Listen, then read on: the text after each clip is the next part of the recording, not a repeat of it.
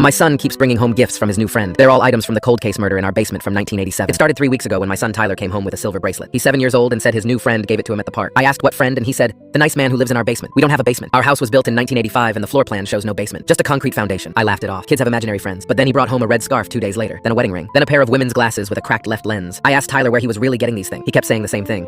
My friend in the basement gives them to me. He says they belong to someone special. Yesterday I was doing laundry and found a gold locket in Tyler's pocket. It was engraved with the initials A.M.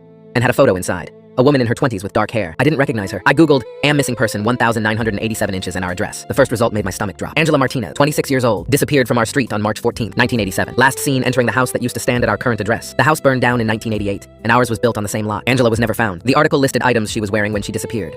A silver charm bracelet, a red scarf, her wedding ring, prescription glasses with a cracked left lens, and a gold locket with her initials. Every single item Tyler had brought home. I went to Tyler's room and dumped out his toy box. At the bottom were 11 more items I'd never seen before. A lipstick, a keychain, a hair clip. A watch stopped at 9:47. I called the police non-emergency line and asked if there were any evidence photos from the Angela Martinez case. They said the case file was in storage, but they'd send me the inventory list. It arrived this morning. 27 items total that Angela had with her the day she disappeared. Tyler had 15 of them in his room. I sat him down before school and asked him to tell me the truth about where he was getting these things. He started crying. I'm not lying. Mommy, he lives downstairs. He said if I bring him food, he'll give me presents. I asked what he meant by food. The raw chicken from the fridge and the hamburger meat. Sometimes I bring him my lunch from school. We've been missing food for weeks. I thought I was going crazy. I asked Tyler to show me where the basement was. He walked to the hallway closet and pointed at the floor. Under there. I pulled everything out of the closet. Just normal wooden floorboards. But then I noticed something.